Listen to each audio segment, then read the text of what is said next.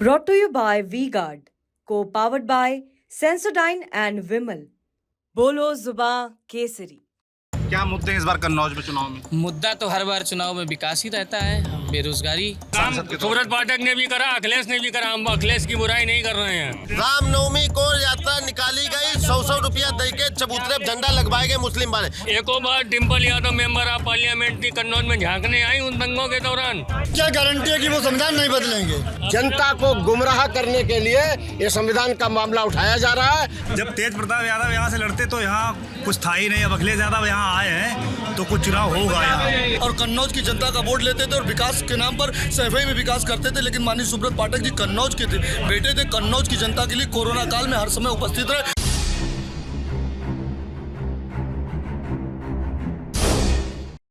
नमस्कार, मैं सौरभ हूं। आप देख रहे हैं TV9 डिजिटल।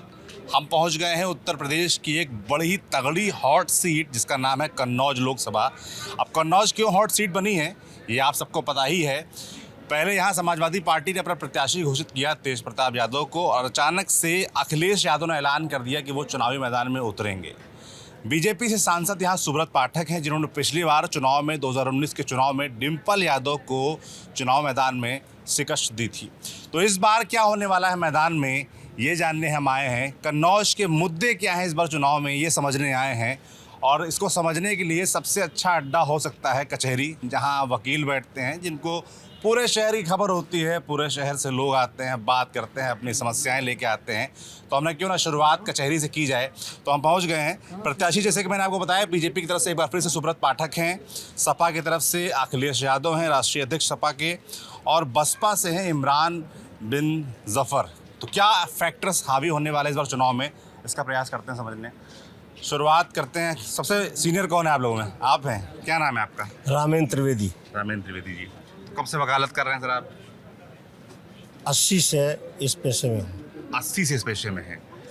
तो जैसे अब चुनाव है ना, सबसे पहले तो मैं समझना चाहूँगा कि मुद्दे क्या इस बार चुनाव में दिख रहे हैं, किन मुद्दों पर चुनाव लड़ा जा रहा है?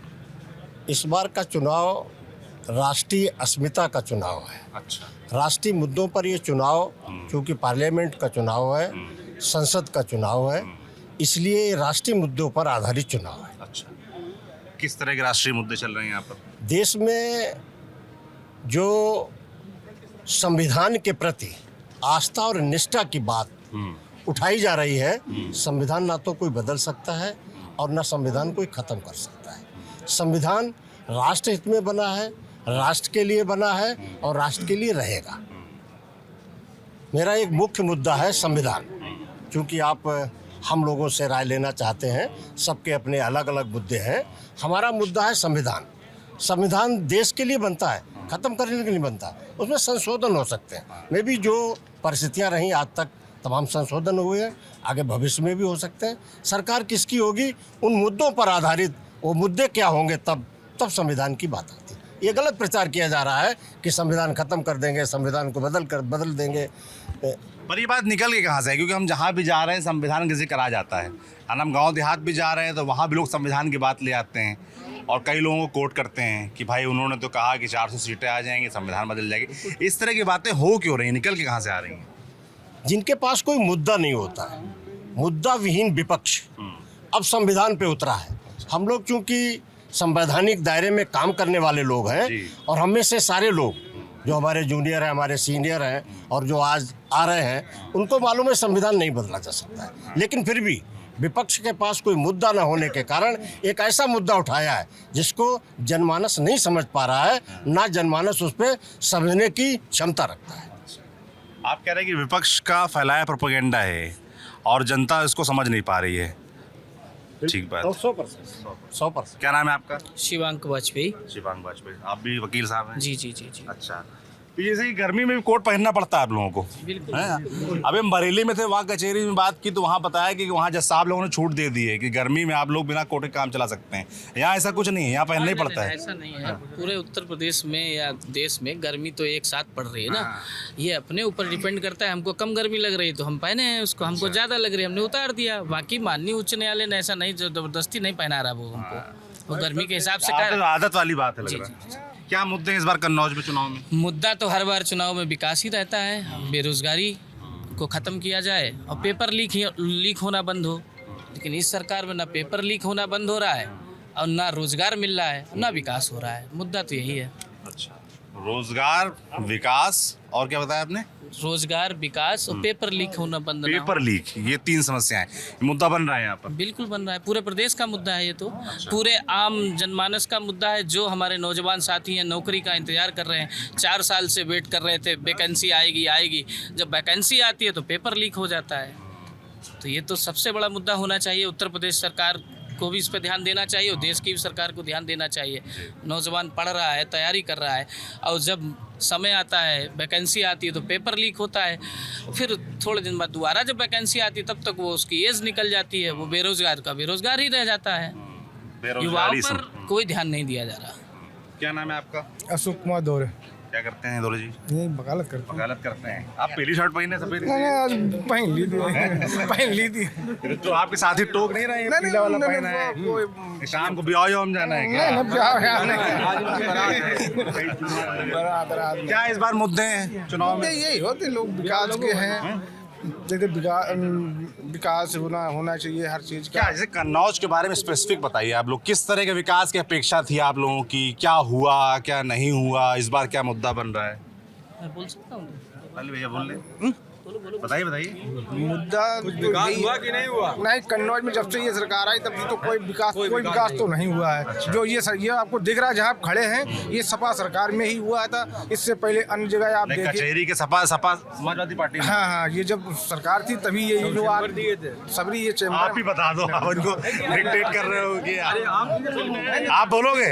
नहीं, आप बताइए क्या नाम है? नहीं, आप तो फिर आप पीछे से बता क्यों रहे हो उनको? उन्होंने बोले अब ये चैम्बर आपको जो भी दिख रही है, यहाँ बिल्डिंग बनी हुई है, ये सिर्फ सपा सरकार में और अभी माननीय सांसद जी रहे। अरे वकील साहब लोग, आप लोग अपना ना बताइए कि चैम्बर बना दिया हमको कन्नौज का। आप लोगों के पास धोली करा चैम्बर बना के, हम लोगों को पैसे से बनाए। अच्छा, कोई एहसान धोली करा है? हम लोग जो टिकट का पैसा बेचते हैं, कोई सरकार बनाए। क्या नाम है आपका? रंजन टंडन। देखिए मैं आप लोगों के पास इसलिए आया हूँ क्योंकि आप लोगों को प्रबुद्ध वर्ग माना जाता है ना, वकीलों को। तो मैं चाहता हूँ कि आप लोग कन्नौज के बारे में बताएं पहले कि कन्नौज की समस्याएं क्या हैं, क्या मुद्दे हैं इस बार। असली किस्सा एक है। क्या नाम है आपका? रंजन टंडन जी बताइए। असली किस्सा एक है, लोकल बनाम बाहरी। जो बाहरी जिता दे उनको जीत के आते हैं, कोई झांकने नहीं आता है कन्नौज में। अखिलेश यादव को बाहरी कह रहे हैं? बिल्कुल बाहरी कर रहे हैं। डिम्पल यादव यहाँ से मेंबर ऑफ पार्लियामेंट रही, एक बार 5 साल में नहीं आई। लोकल कम से कम सुब्रत है तो लोकल का अपने आता तो है हर दुख सुख में मौका आते हैं, मिलते हैं, बिल्कुल बराबर मिलते रहते हैं। अभी परसों आए थे। अरे मिलते, ये लोग पीछे हल्ला क्यों कर रहे अरे हैं? वो हल्ला करते रहे, उनका काम है। जो जिस पार्टी से जुड़ा है, हम लोकल की बात कर रहे हैं आपसे। क्या मुद्दे हैं चुनाव में? क्या मुद्दे? चुनाव में मुद्दे लोकल बनाम बाहरी का सबसे बड़ा मुद्दा है। सबसे बड़ा मुद्दा सबसे बड़ा काम मुद्दा कैसा रहा सुब्रत पाठक का सांसद के? सुब्रत पाठक ने भी करा, अखिलेश ने भी करा। हम अखिलेश की बुराई नहीं कर रहे हैं, ना डिम्पल की कर रहे हैं, पर डिम्पल यादव कभी झांकने नहीं आई कन्नौज से मेंबर ऑफ पार्लियामेंट रही। अखिलेश आते हैं कार्यालय में अपना बैठे, मिले अपने लोगों से और चले गए। पब्लिक से कोई मतलब नहीं है। अच्छा, ये एक तो मुद्दा ये हो गया आपने बताया। और दूसरा मुद्दा पूछिए। जैसे भैया ने बताया कि रोजगार विषय है, विकास विषय जब है। आदमी काम करना नहीं चाहता तो रोजगार कोई उसके घर जाके थोड़ी देने जाएगा? काम नहीं करना चाहता, कोई करना ही नहीं चाहता है। यहाँ कितने वकील हैं पूछिए आप? वकालत पास है, क्यों नहीं आकर के वकालत करते हैं? क्या करते हैं फिर तुम लोग? नहीं, हम वो कह रहे हैं जो आदमी पढ़ा लिखा है, जो जिसको रोजगार नहीं मिल रहा है, पढ़ाई लिखाई करे, अपना आए आकर के काम करे। कोई मना कर रहा है उसको?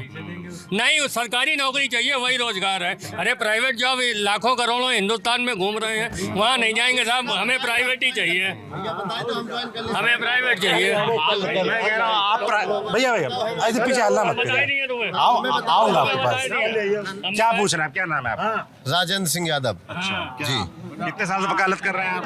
12 साल से। 12 साल जी। क्या कहना चाहते हैं? हम कहना ये चाहते हैं कि जो बाहरी बनाम लोकल बता रहे हैं, कन्नौज के सांसद लोकल के होकर आप हमारे बड़े भाई कह रहे हैं लोकल के अखिलेश यादव कार्यालय होकर वापस चले जाते, ये लोकल के हैं। आज 5 साल में बता दें कितनी बार उनसे मिले। अच्छा, 5 साल में अगर एक दिन तक अगर वो कन्नौज निकल के घूमे हो, जनता की समस्या सुनी हो, तो आप हमें बताएं। कन्नौज में रहते नहीं है। कन्नौज में रहते ही नहीं है, केवल नाम है उनका कि हम कन्नौज लोकल के हैं, जबकि अखिलेश यादव ये बाहरी बता रहे हैं हफ्ते में 2 बार कन्नौज। इस हफ्ते के पूरे साल में पूरे साल में नहीं, हर हफ्ते में 2 बार। इसी हफ्ते में 2 बार आए। और क्या? अब कन्नौज केवल तुम सोचो कि पटखाने में नहीं आते सो नहीं, कन्नौज हमारा असेरन है, सौरिक है, रसूलाबाद है, लोकसभा बड़ी है। ये नहीं कि लोकल कन्नौज में प्रॉपर नहीं आते।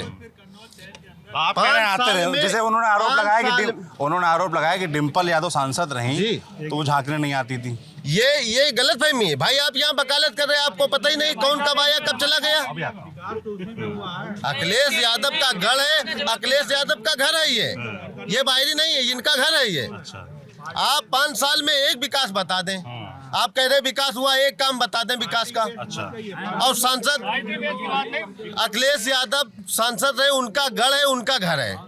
पैरा मेडिकल कॉलेज, नाम बदल दिया, एक्सप्रेस वे, कोई एक काम बता दें। काम हम तो यहाँ राड़ साल से परेशान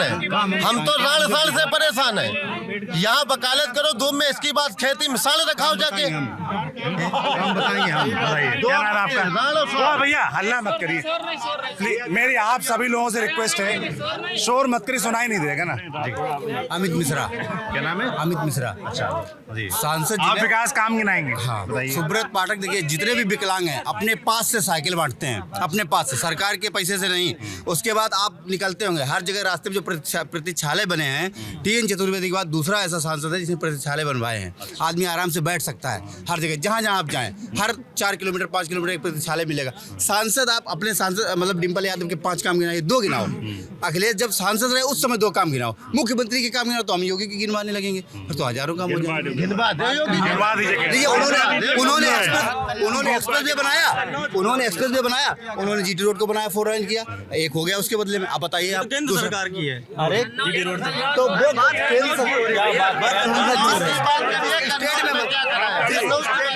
वोट तो केंद्र सरकार का ही। कन्नौज में 2 बार दंगे हुए, हिंदू मुस्लिम। हम उस दंगे की खिलाफत करते हैं, बिल्कुल नहीं होने चाहिए। हम सब आपस में भाई हैं। एको बार Dimple Yadav member of parliament थी कन्नौज में झांकने आई उन दंगों के दौरान? नहीं आई, बिल्कुल नहीं आई। दुर्गा पूजा के विसर्जन में गोली चली कन्नौज में, नहीं झांकने आई। 100 रुपया दे के तो मुस्लिम के चबूतरा, 100 रुपया दे के मुस्लिम चबूतरा पे झंडा गड़वाओगे। दंगा का अखिलेश यादव करे, दंगा बीजेपी वाले कराता है। रामनवमी को यात्रा निकाली गई, 100 रुपया दे के चबूतरे पे झंडा लगवाए गए मुस्लिम वाले। ये तो हमारे आनंद पुलिस इतनी एक्टिव रही, उसने फुटेज देख के 2 मिनट में पकड़ लिए किसने झंडा लगवाए, तब उसने कबूल किया 100 रुपया झंडा लगवाए गए। दंगा तो आप करवाते हैं भाई। अच्छा, जैसे कन्नौज लोकसभा में जितने भी काम हुए हैं सब अखिलेश यादव सांसद तब हुए हैं, डिम्पल यादव सांसद तब हुए हैं। सुब्रत पाठक 5 साल हो गए हैं, कोई एक काम, सिंगल काम बता दें उनको किस लिए वोट दिया जाए। कोई एक सिंगल काम बता दें कि उनको किस लिए वोट दिया जाए। क्या कह रहे हैं? ये भी सफाई सरकार की देन है, माननीय डिम्पल यादव जी और माननीय अखिलेश यादव जी की, जो ये चेंबर दिए। जी एक बात जो अभी हमारे साथी अधिवक्ता रंजन टंडन जी, जो सीनियर काउंसिल भी हमारे साथी हैं और मैं उनका सम्मान भी करता हूं, उन्होंने कहा लोकल बनाम बाहरी। तो क्या आदरणीय प्रधानमंत्री मोदी जी उत्तर प्रदेश के निवासी हैं? क्या हेमा मालिनी जी मथुरा की निवासी हैं? तो इस तरीके से लोकल बनाम अगर बाहरी देखेंगे तो इनका एक भी प्रत्याशी नहीं जीतेगा। हर जगह लोकल कहाँ लड़ा रहे हैं। बात मुद्दा होना चाहिए विकास, मुद्दा होना चाहिए बेरोजगारी को दूर करना, और मुद्दा होना चाहिए रोजगार। ये मुद्दा लाते हैं। अभी आप बगल में खड़े थे, सीनियर हैं हमारे, कह रहे थे संविधान की बात तब आई ना। अभी क्या हुआ बंगाल में, जब वोटिंग बंद हुई, क्लोज हुई, तो परसेंटेज 60 था, जो उनके द्वारा जारी किया गया उसका परसेंटेज 85 हो गया, जिसके लिए इंडिया गठबंधन ने एप्लीकेशन भी दिया अभी निर्वाचन में। तो चंडीगढ़ में भी यही हुआ, वोटिंग परसेंटेज पहले कुछ होता है, मतदान बंद होने के बाद जब रिपोर्ट आती है तो कुछ और होता है। तो यही इसी की वजह से लग रहा है कि संविधान खतरे में है। अच्छा, कारण अपने आप आ रहे ना। बारे में तो ये भी कहा जाता है ना कि भाई जब बंद होती है, वोटिंग करना बंद होती है, उसके बाद भी कई लोग अंदर कैंपस में होते हैं, वो कंप्लीट हो जाती है, उसके बाद पूरा आंकड़ा आता है ना। तो ये 15 दिन बाद क्यों आया? ये 15 दिन बाद क्यों आ रहा है? कौन सा 15 दिन बाद? और क्या? कौन 15 दिन बाद? 15 दिन बाद? 15 दिन बाद कौन सा आंकड़ा? ये आंकड़ा जो आया है कौन सा आंकड़ा? वो 1% बढ़ाने का बात हो रही है। 15 दिन बाद का तुरंत आ जाता है, वो तो रात तक, वही तो 7-8 बजे आ जाता है ना। पहले जो आंकड़ा आया था वो 60% और 58% ये चुनाव आयोग के द्वारा ही जारी किया गया। उसके बाद ये कहाँ से आया? अच्छा, जैसे आप लोग ये संविधान की जो मैंने बात रखी है, निश्चित रूप से मैं अपने बंधुओं से जरूर कहना चाहूँगा कि मुद्दा विकास, मुद्दा बेरोजगारी, मुद्दा रोजगार, और भैया ने हमारे एक पेपर लीक का भी मामला उठाया। मैं इन सब बातों में इसलिए नहीं पढ़ना चाहता हूँ कि विषय आपने रखा है कि विषय क्या है, और ये पार्लियामेंट का चुनाव है। अभी हमारे कुछ भाई कह रहे हैं किसने विकास कराया? विकास अखिलेश ने जो कराया, मुख्यमंत्री काल में कराया, बहुत अच्छी बात है, बधाई के पात्र हो सकते हैं। लेकिन ये मुद्दा पार्लियामेंट का है, और पार्लियामेंट में सारे के सारे नेता एक ही बात कहते हैं। कल आए थे हसेरन, उन्होंने बाद में कह दिया कि भारतीय जनता पार्टी जीती तो संविधान बदल देगी। पढ़े लिखे व्यक्ति हैं, और निश्चित रूप से हमारे जो साथी जो हैं वो सब हमसे ज़्यादा योग्य हैं। बात संविधान की क्यों उठी? आखिरकार मामला क्या है? जनता को गुमराह करने के लिए ये संविधान का मामला उठाया जा रहा है। और मोदी जी ने जो कहा है 400 पार, उसका लक्ष्य है 400 पार का मेरे पास लक्ष्य है। 400 पार से मतलब है पार्लियामेंट में जब हमारा बहुमत होगा तो निश्चित रूप से वो संविधान में जो खामियां हैं उनको दुरुस्त करेंगे, और सरकार खामियों को दुरुस्त करने के लिए बनाई जाती है। थोड़ा छाव कहाँ होती, छाव में क्या चलने गई, ये जगह ठीक है, ये जगह ठीक है। मगर देखिए भैया, आप सभी लोग मेरी दरख्वास्त है कि नारेबाजी मत करिए। आप लोगों ने जैसे नारेबाजी की, मैं वैसे बंद करके चला जाऊंगा। आप लोग बात 2 घंटे करिए, मैं करूंगा। अगर नारेबाजी करेंगे मैं तुरंत बंद करके चला जाऊंगा।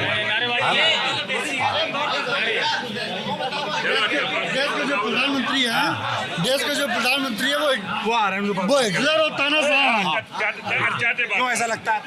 वो इसलिए लगता है, अभी इन्होंने किसान कानून बदला, इसके बाद में आईपीसी सीआरपीसी सब बदल दी। क्या गारंटी है कि वो संविधान नहीं बदलेंगे? अच्छा, बिल्कुल संविधान बदलेंगे। दोबारा वो जीते तो संविधान बदल देंगे। आईपीसी सीआरपीसी पूरी नहीं आ जैसे चुकी है। प्रधानमंत्री खुद ये भाषणों में अपने बोल रहे हैं कि संविधान बदलने का कोई इरादा नहीं है, और अमित शाह का भी बयान भी आया। उनकी बात का कोई विरोध अरे नहीं बात है। सुन तो लीजिए भाई साहब, जो उनका जवाब आएगा वो बता दूं आप लोगों को।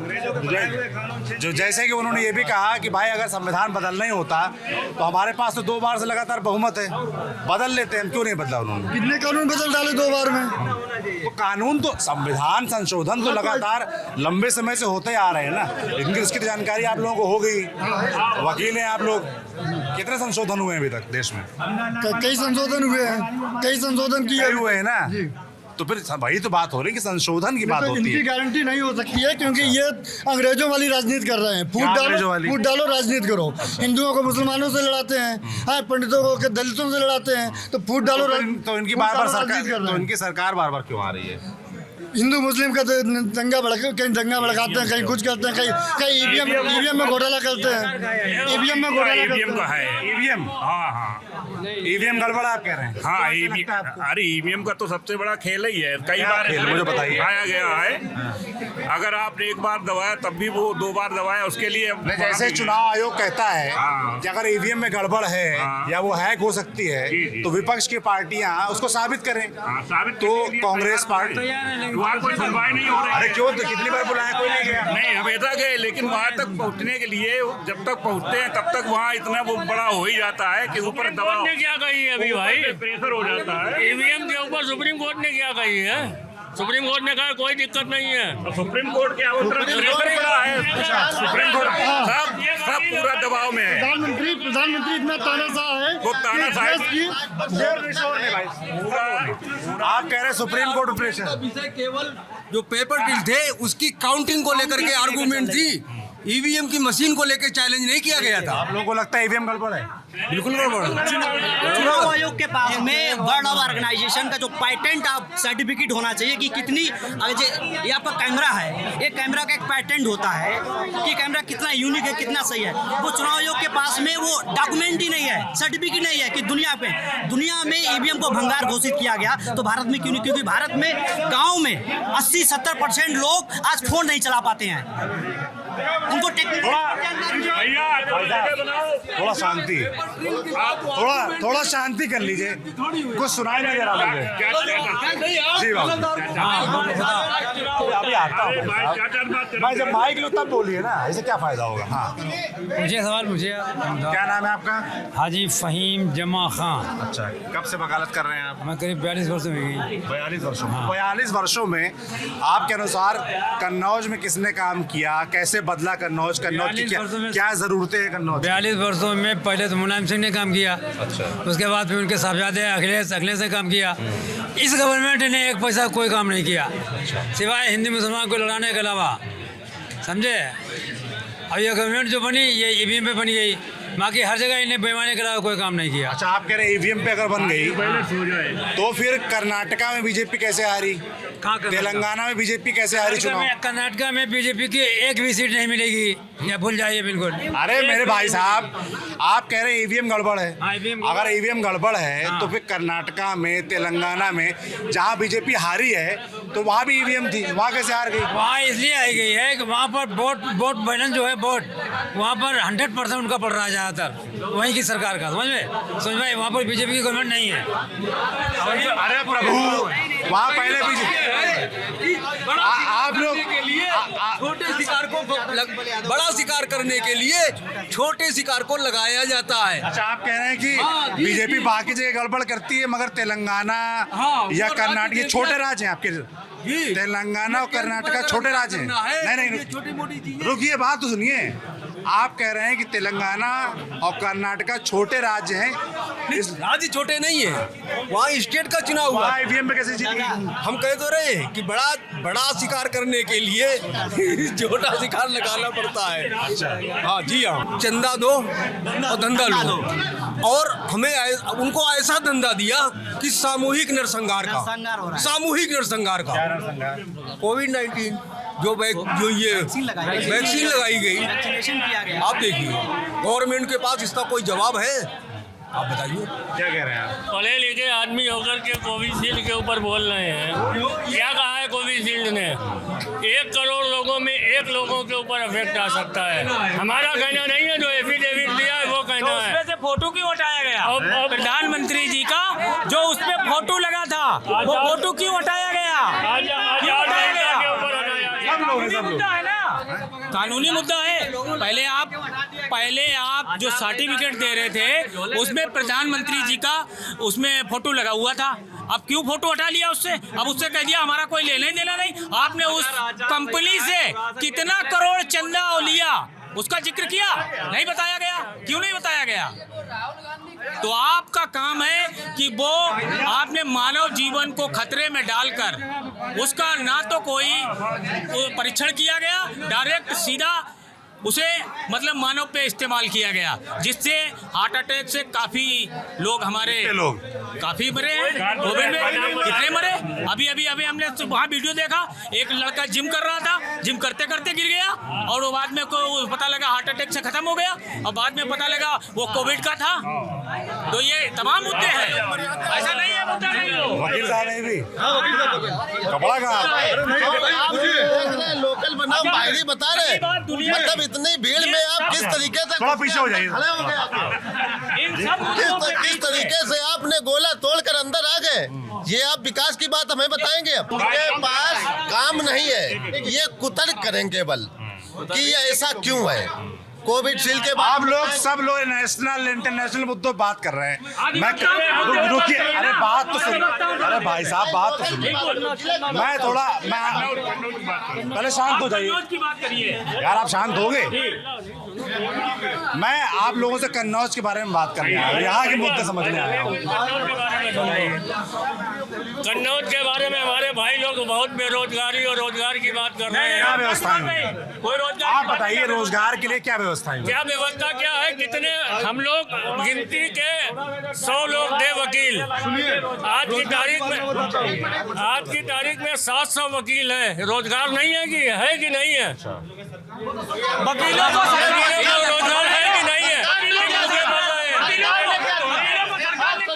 ऐसे तो बंद है। वकीलों को सरकार ने दिया क्या? हम अपना अरे माइक दे दे, आप ले जाओ। कोई भी सरकार हम अपना पैसा खर्च कर रहे हैं, अपनी पढ़ाई अपना। सब लोग बोल रहे हैं यार। भैया आप लोग पढ़े लिखे हो, पर्चे दीजिए पढ़े लिखे। वकीलों को क्या मिला? हम अपनी फीस खर्च कर रहे हैं, अपना टाइम खर्चा कर रहे हैं, हम पढ़ाई कर रहे हैं, हम डिग्री ले रहे हैं, ये उसे रोजगार कह रहे हैं। इसको रोजगार। क्या नाम है आपका? शरद मिश्रा नाम है। तो नाराज क्या हो रहे हैं इतना? अरे मौका आएगा आपका भी।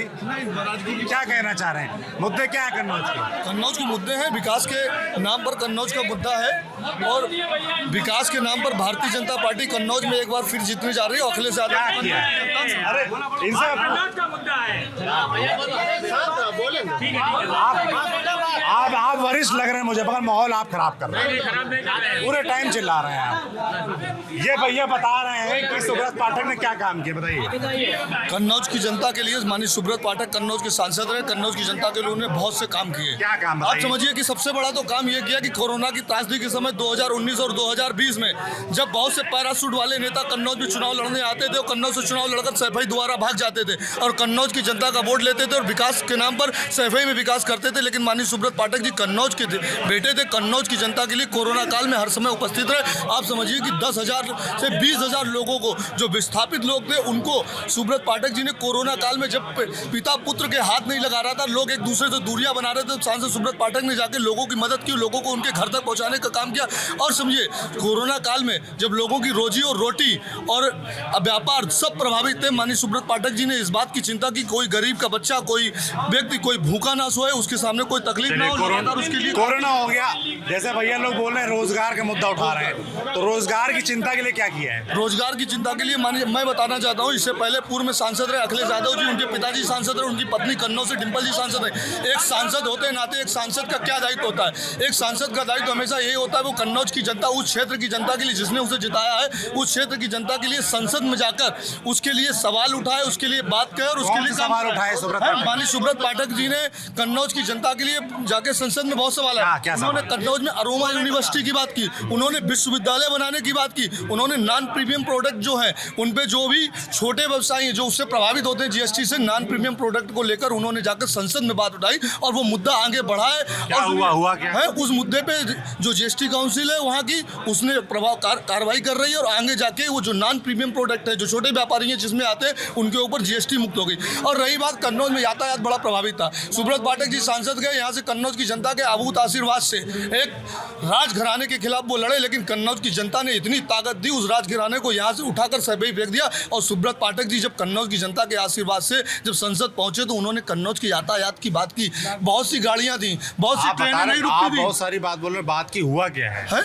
हमारे यहाँ 6 ट्रेनों का, जो बड़ी ट्रेनें थी जो कन्नौज में नहीं रुकती थी, जिसको पकड़ने के लिए हमको फर्रुखाबाद से लेकर कानपुर तक दौड़ना पड़ता था। 6 गाड़ियों का ठहराव कन्नौज में होने का काम हुआ। अमृत भारत योजना के तहत आप समझिए जब सांसद सुब्रत पाठक संसद पहुंचे तो उन्होंने कन्नौज की झील स्टेशन का मुद्दा उठाया। जब माननीय मोदी जी ने उसको देखते हुए कन्नौज और अन्य जनपदों की स्टेशनों को अमृत भारत योजना से जोड़ा और आज कुछ दिन बाद आप देखिए 1 साल के बाद कन्नौज का जो रेलवे स्टेशन जिसपे काम चल रहा है, आप लोग सर्वे कर सकते हैं, देख सकते हैं, वो एयरपोर्ट की तरह से दिखेगा। और 50 दिन का समय मोदी जी ने मांगा, 10 साल हो गए अभी और देखें। हमारे सांसद जी ने बहुत अच्छे काम किए। दलित तहसीलदार को तहसील में घुस के मारा, दलितों का अपमान। हमारे ठाकुर साहब दरोगा जी हुकुम सिंह जी हमारे चौकी में घुस के मारा।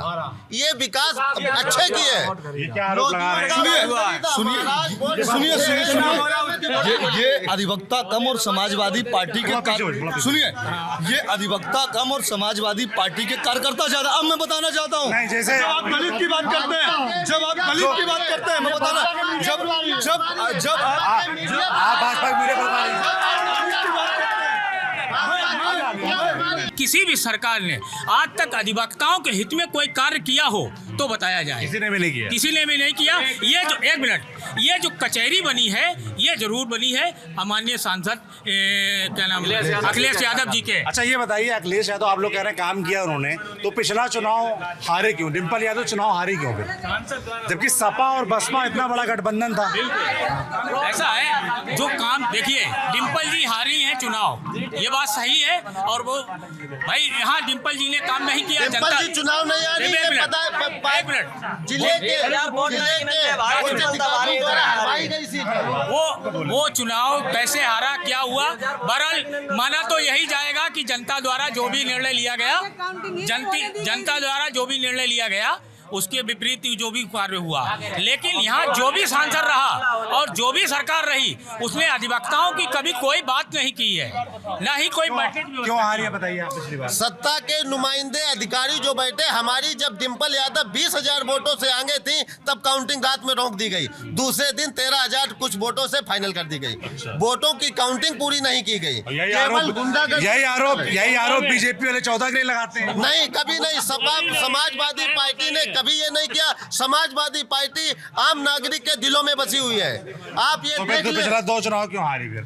2 चुनाव हारी है केवल 10 साल से जो केंद्र सरकार में बैठे। ये विधानसभा की बात कर रहा हूँ, हम बता रहे हैं 17 और 22 में विधानसभा, केंद्र, लोकसभा, ये सब जो है ये अधिकारी जो बैठे, इनके उच्च अधिकारी जो है, इनका ये काम, हमारी काउंटिंग रोक देते हैं। केवल काउंटिंग रोकी। 20,000 का अंतर था, आपने काउंटिंग में 13,000 केवल फाइनल दिखाया। आपने कोई काउंटिंग नहीं। नगर पालिका की जब काउंटिंग हो रही थी तब बीजेपी के कार्यकर्ता लोगों ने नगर पालिका जिताऊ प्रत्याशी को दौड़ा दौड़ा के पीटा था। कौन, किसको? हाजी रईस को। अच्छा जी, नगर पालिका काउंटिंग हो रही, चेयरमैन ही की। अच्छा, तब अच्छा अब आप लोग क्योंकि बुद्धिजीवी वर्ग हैं, प्रबुद्ध वर्ग हैं, मैं जानना चाहता हूँ कि भाई तेज प्रताप यादव को टिकट जारी हुआ, फिर उनका टिकट काट के अखिलेश यादव खुद क्यों आए? क्या यहाँ क्या इसके चर्चा चल रही है, क्यों ऐसा हुआ? सब लोग। माननीय सुब्रत, क्या नाम है आपका? जी मेरा नाम एडवोकेट शहाना बेगम है। एडवोकेट शहाना बेगम मेरा नाम है। भैया हल्ला कौन कर रहा है? अखिलेश यादव तेज प्रताप यादव को छोड़कर और कोई यादव समाज नहीं है। जी, आपने ये सवाल किया कि तेज प्रताप यादव का भैया पीछे बात कर लो। भैया यार क्या माहौल खराब कर रहे हो आप? जी बात करिएगा। जी, तेज प्रताप यादव का जब अनाउंस हुआ था कि यहाँ कन्नौज से वो चुनाव लड़ सकते हैं, लड़ने का उनका दावा नहीं किया गया था, केवल उनको लाया गया था। इसके लिए हमारे जो मौजूदा सांसद जी हैं सुब्रत पाठक जी, वही जिम्मेदार हैं। उन्होंने ही अखिलेश यादव को बुलाया है अपने मुकाबले में लड़ने के लिए। अच्छा, तो मतलब आप कह रहे हैं कि सुब्रत पाठक बुला लिया, उन्होंने बुला लिया? उन्हें नहीं बुलाया। जब तेज प्रताप यादव यहाँ से लड़ते तो यहाँ कुछ था ही नहीं। अब अखिलेश यादव यहाँ आए हैं तो कुछ चुनाव होगा यहाँ, अब कुछ होगा यहाँ। आप कह रहे हैं तेज प्रताप लड़ते तो चुनाव ना होता? चुनाव यहाँ पे अब चुनाव हो रहा है। सुब्रत पाठक जीत गए थे फिर चुनाव। अच्छा, अभी अब ये लड़ाई तब आप लोग ही वोट देते उनको। अच्छा, तब आप लोग ही सुब्रत पाठक को वोट देते। क्या नाम है आपका? मेरा नाम अतुल वाजपेयी। अतुल वाजपेयी जी। कितने साल से वकालत कर रहे हैं आप? 5 साल से। 5 साल से। क्या आपके हिसाब से क्या फैक्टर चल रहे हैं यहाँ पर? मेरे हिसाब से कोई बराबरी फैक्टर चल रहा है, बराबर पर चल रहा है। आप उतनी देर से आप कह रहे हैं कि पहले सुब्रत पाठक आगे थे, अब आप कह रहे हैं बराबर हो गया। बराबरी चल रहा है अखिलेश जी के आने से यहाँ पे। अच्छा, कम से कम यहाँ कि 2-2.5 लाख वोटों से जीतेंगे, क्योंकि जो मौजूदा सांसद हैं सुब्रत पाठक, वो अपने आप में स्वयं के गुंडा है एक। उसने कुतवाल को दरोगा को मारा, उसने दलित तहसीलदार को मारा, वो सामने गुंडा है। जनता ने उसको समझ बिल्कुल निकाल दिया है। आप इतनी डिबेट में पाठक जी के लिए एक दलित, मुस्लिम, एससी ओबीसी कोई पूछ ले, कोई नहीं बोलेगा। पाठक केवल मिश्रा जी, तिवारी जी, त्रिपाठी जी जो पाठक जी की बात कहेंगे वो कहेंगे, बात बाकी पब्लिक त्राई कर। वो आप कह रहे हैं कि खाली सवर्णों को वोट पाके जीतते हैं? नहीं, पाके जीतते नहीं, जो यहाँ पे डिबेट में ये लोग हो अल्लाह काट रहे हैं। वोट तो उनको सबका मिलता होगा ना? मिलता था, अब नहीं मिलेगा। अच्छा, हाँ, क्योंकि 50 दिन का तुमने ठेका लिया है, 50 दिन में काम ना हो तो लात मार भगा देना। आज 10 साल देख चुके हैं, केवल जुमलों के अलावा। यहाँ पर मेरा नाम राहुल यादव है। भारतीय जनता पार्टी के सांसद सुब्रत पाठक जी कम से कम 2 लाख वोटों से जीत रहे हैं। कैसे गणित समझाओ उनको? क्योंकि आपको गणित समझाओ कैसे जीतेंगे? भारतीय जनता पार्टी परिवारवाद को नकारती है। और अरे हम अब ये बात बताना, भाषण मत करो। हम पूछ रहे हैं कि क्या गणित है, कैसे जीत जाएंगे 2 लाख से कम नाम? भारतीय जनता पार्टी हिंदू मुस्लिम अरे हम पूछ रहे हैं, हमको गणित समझाओ कैसे जीतेंगे? क्योंकि दोनों समाज का विकास किया है। आज कन्नौज जिले में 8 ब्लॉक प्रमुख हैं, 8 ही कास्ट के ब्लॉक प्रमुख हैं। समाजवादी पार्टी जब हुआ करती थी तो कौन 8 बूथ ले लिया गया, यादव विकास यही है, राम राज का है, प्रत्येक ऑल कास्ट। क्या काम हुए हैं बताइए आपके साथ? विकास, ये रोड देख लीजिएगा आप, और ये स्टेशन के बारे में मेरे बड़े भैया ने बताया, स्टेशन की सुंदरीकरण देखिएगा। और यहाँ पर ट्रेनें, अभी यहाँ पर कामाख्या रुकती नहीं थी, इस रूट पे उद्योग क्या किया है उद्योग के लिए? क्या किया? अरे बड़े विदेशों तक में जाके उन्होंने इत्र के बारे में बताया, लोगों को इसकी अच्छी जानकारी दी। पहले नहीं जानते थे लोग? जानते थे।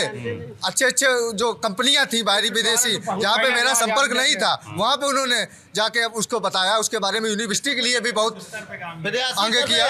कुछ नहीं, प्रयास नहीं कर रहे, हमारी आलू मंडी बंद कराई, हमारी आलू मंडी बंद कराई, मेडिकल कॉलेज में कैंसर हॉस्पिटल, ये कह रहे इनके आलू है नहीं, आलू करते नहीं, आलू तो हम करते। मेडिकल कॉलेज में कैंसर हॉस्पिटल बंद, पैरा मेडिकल कॉलेज बंद हो गए। आप दलितों का प्रेम कहते हैं, अम्बेडकर जी के नाम से अस्पताल था, आपके गुंडों ने उसका वोट उखाड़ कर सब लातों तले डाबा। वोट बदल देंगे, वोट बदलेंगे, नाम बदलेंगे, काम नहीं करेंगे। वोट बदलेंगे, नाम बदलेंगे, लेकिन काम नहीं करेंगे। आप कन्नौज में एक पत्थर दिखा दीजिए सुब्रत पाठक के काम का, एक पत्थर। ये तो मैं चार्ज हूँ। नहीं, जो ये सवाल पूछ रहे हैं, मैं सवाल का कोई नया काम, कोई मेरी छोटी सी बात सुन लीजिए। नया काम ये नहीं किया कि 2010 वाला दंगा नहीं दोबारा करवाया। प्रयास किया गया दंगा, रामनवमी के दिन प्रयास किया गया, 2010 वाला दंगा, रामनवमी के दिन प्रयास किया गया दंगे। ये तो हमें पुलिस एसपी अधीक्षक का मतलब मनोबल उत्साह बढ़ाना चाहिए, जिन्होंने आधे घंटे के अंदर मुलजिमानों को पकड़ लिया। उन्होंने बताया कि हमें 100 रुपया दे के इस पे मजार पे झंडा लगाने के लिए कहा गया था, और वो जेल भेजे गए। और जो झंडे लगवा रहे तो वही आके पैरवी कर रहे उनकी जमानत के लिए। ये है, अब ये सत्ता में अब दंगा नहीं होगा, ये विपक्ष में होंगे, फिर दंगा होगा। ये कल हमारे सांसद जी जब हारेंगे, ये तो 4 जून को हम आपको बताएंगे। 4 लाख वोटों से जीत रहे हैं चुनाव, 4 लाख वोटों से। 4 लाख भाई साहब ईवीएम पे ठीक है बोलेंगे, या तो चिल्ला लो या बोल लेने दो। सच्चाई है, माननीय सुब्रत पाठक जी जो हमारे यहाँ के सांसद हैं, इनके काम पे नाम पे 0 है। अच्छा, वास्तविकता अगर आप देखेंगे कहीं भी देख, केवल इनने अराजकता फैलाई है, और कुरकुरत इनके इतने फेमस हैं। माननीय तहसीलदार साहब को उन्होंने पीटा, एक दरोगा जी को पीटा, और अब कभी जाएं मेडिकल कॉलेज जाके देख लें जाके, अभी तक वहाँ की जो सड़कें बनी थी उनका कभी रिपेयरिंग और एम्बुलेंस कोई भी चीज़ सुरक्षित और सही नहीं हुआ। उसको बिल्कुल ऐसा बना दिया है कि वहाँ देखने आदमी जाता है, कोई भी सुरक्षित इलाज नहीं हो पा रहा है। केवल और केवल झूठ कितना भी करके कैसे भी झूठ फैलाना है। भाजपा सरकार में इनकी जमीन पर बता रहे हैं, ये बताते थे कब्जा है, और इसी सरकार में इनकी जमीन कब्जा मुक्त हुई। पूछिए इनसे जरा है। बिल्कुल आप नहीं कह सकते, आपने कोई जमीन कब्जा नहीं। ये कब्जे वाली बात ये लोग अब्बा फैलाते हैं हिंदू मुस्लिम लड़ाने के लिए। आपने कह दिया वो हमारा आदमी है, ये हमारा आदमी। आप कब्जे की बात खुद ही कब्जा कर रहे हो, खुद ही कब्जा कर रहे हो। कब्जे की बात ही ना करो, आप कब्जे की बात करेंगे, हिंदू मुस्लिम की बात करेंगे, दरोगा जी को मारेंगे, तहसीलदार को मारेंगे, एम्बुलेंस ठीक नहीं। मारपीट बताइए क्या स्थिति है? मारपीट के क्या आरोप लगते रहते हैं सुब्रत पाठक पर? सच्चाई है भैया, सच्चाई कुछ नहीं है, कोई मुकदमा कायम नहीं है, कुछ नहीं है, केवल नौटंकी चल रही है। कुछ नहीं होगा, आएगा मोदी। विद्वान ने ही दादर बता दिया है कि आएंगे मोदी, इसके मतलब आप इतनी पहले ही जानकारी की मोदी जाना है, ये कहीं न कहीं भाई धांधली है। ये थे क्या कह रहे हैं, पीडीए का मतलब है सिर्फ परिवार बचाओ और कुछ नहीं है। अब की बात सीट बचाना तब बताएंगे। जो परिवारवाद का आरोप लगते हैं, ये परिवारवाद का बात है। अमित शाह का बेटा जय शाह क्या दूसरे की औलाद है? आप उसको कहां से कहां ले गए, वो बोलना नहीं जानता। आप उसको कहां से कहां ले गए। आप राजनाथ सिंह के बेटे देख लिए, पंकज सिंह को, किसका बेटा इसमें नहीं। अब रह गई बात मोदी जी की, जब उनका आप कह रहे हैं बीजेपी करती तो हम भी करेंगे ये। नहीं, हमने कभी नहीं किया। अगर हमारे ऊपर परिवारवाद का आरोप लगता है तो हम सैपई से लाके 4 यादव सांसद खड़े करते हैं। अगर हमारा परिवारवाद का आरोप है तो वो क्यों जीतते हैं? क्योंकि वो जनता के दिल में राज करते हैं, जनता उन्हें पसंद करती है, इसलिए जीतते हैं। गैर खड़े होते तो एक बार नहीं जीते, लेकिन जो सैपई परिवार से आएगा वो जीत के जाएगा। आप देखिएगा कन्नौज में पिछली बार तो हरवाया था आप लोगों ने। पिछली बार हरवाया नहीं गया था, ये हरवाया गया था कुछ हमारे जो जिले के अधिकारी बढ़ गए, केवल उनके लिए हरवाया गया, क्योंकि संगठन ही सबसे बड़ी शक्ति होती है। उस समय समाजवादी जो लोकल का संगठन है वो कुछ ढीला था। क्या कह रहे हैं? हमारा कहना ये है कि परिवारवाद की चर्चा करें, परिवारवाद नहीं है। सैपई परिवार से वर्तमान 5 लोग चुनाव लड़ रहे हैं, क्या ये आपस में परिवार नहीं है? और जिन पंकज सिंह या अमित शाह के लड़के की बात हो रही है, वो पहले से राजनीति में, जिस दिन से मोदी जी की कहना ये लोग पकड़ रहे हैं, मोदी जी ने जब से कहा है उससे पहले से ये लोग राजनीति में ऑलरेडी सक्रिय थे। तो वो परिवार नहीं माना जाएगा। परिवार है, लेकिन परिवार इस तरीके का नहीं, सारा कुछ नोच करके केवल मुझे लेना है। यादव बिरादरी से 5 कैंडिडेट हैं घर के, क्या दूसरे जिलों में कोई यादव नहीं रहता? सारे लोग अगर यादव हैं, आप परिवारवाद की बात छोड़ दीजिएगा, कन्नौज में भी लोग यहाँ रहते हैं, यहाँ के कार्यकर्ता हैं, कर्मठ कार्यकर्ता हैं, क्या उन्हें प्रत्याशी नहीं बनाया जा सकता?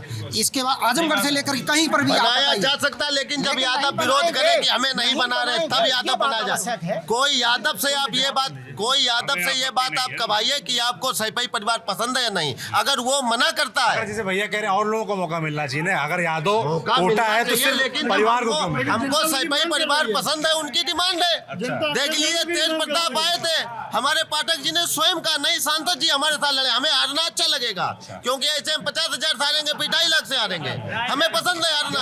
आप अगले कहा यही जी हम केवल ये जानना चाहते हैं कि ये सांसद निधि का जो कुछ भी पैसा मिलता है, ये पैसा कहाँ गया है, केवल इतना बता दें। किस विकास कार्य में कहाँ पे लगाया है, हमें ज़्यादा नहीं। ये सांसद निधि का पैसा क्या खोलकर दिखाएंगे कि हमने उसका क्या नाम, कितना बचाया, कितना क्या किया, क्या अपना घर में रख लिया, क्या हमने विकास किया, केवल इतना बता दें, बस काम खत्म। ये सांसद निधि का पैसा, आप जैसे अधिवक्ता लोग कह रहे हैं, ये बात आपको शोभा इसलिए नहीं रहती, आरटीआई आपके पास है, आप आरटीआई से मांग लीजिएगा। सांसद, अरे जनता को दिखाना दिखाई पड़ता है, जैसा विकास दिखाना, कथित विकास दिखाई पड़ता है, पैसा उनका सांसद जी का पैसा किसी जेब में नहीं गया, केवल इतनी बात है, किसी जेब में नहीं गया, और न जाना ऐसा संभव है। केवल इसको अगर विकास के तराजू तौल रहे हैं, जेबों में पैसा नहीं जा रहा। वर्तमान में कौन जीत रहा है इस बार चुनाव? यहाँ पर चुनाव किसी प्रकार से, जैसा चुनाव 14 में हरवाया गया था, 55,000 वोटों जबरदस्ती जितवाया गया था, अब की बार फ्रेश चुनाव होगा, जो 19 में परिणाम आया उससे बेहतर परिणाम आएगा। इसके अलावा कोई दूसरा हमारे कन्नौज की जनता आपकी राण और साण दोनों से छुटकारा चाहती है, राण और साण छुटकारा चाहती है। हम ज्यादा बयान ऐसी बात कर देंगे लगा बना पाए हम। नहीं राण और साण चलिए भाई, मैं इसी के कारण, इन्हीं भाषा शैलियों के कारण, इस भाषा शैली के कारण, इस मानसिकता के कारण कन्नौज की जनता केवल और केवल मोदी को देखती और योगी को देखती, जिसके कारण इस भाषा शैली पे कंट्रोल लगता है। वोट मोदी योगी के नाम पे पड़ेगा कि लोकल प्रत्याशी? लोकल प्रत्याशी से लेकर मोदी तक, मोदी पे भी, प्रत्याशी पर भी और योगी पर। ये लोग सिर्फ मोदी योगी का सहारा लड़ते हैं और अपना कुछ नहीं करते हैं। पूरे 5 वर्ष में एक भी काम नहीं कराया, अगर कराया हो जनता को दिखाई पड़ता। कहीं कोई बहिष्कार नहीं है, ये केवल कथित तौर पर। गोल कुआं यही बगल में ही बहिष्कार किए हुए हैं, मतदान नहीं करेंगे, बहिष्कार किए। गोल कुआं यही 1 किलोमीटर, जब पैरों से पानी भरा, 10 साल से हम देख रहे हैं, वहीं निकलने की जगह नहीं, बदबू मार रही, बच्चे बीमार हो रहे हैं। अब सब हो गया पानी निकलने। चलिए भाई, तो ये है कन्नौज और कन्नौज के वकील जो कि नागरिक भी हैं, तो उन्होंने अपने मुद्दे बताए। मुद्दे लोकल से लेकर इंटरनेशनल लेवल तक के थे। और जगह जाएंगे, जो भी हाल चाल होगा आप तक पहुँचाते रहेंगे। आप देखते रहिए TV9 डिजिटल। शुक्रिया।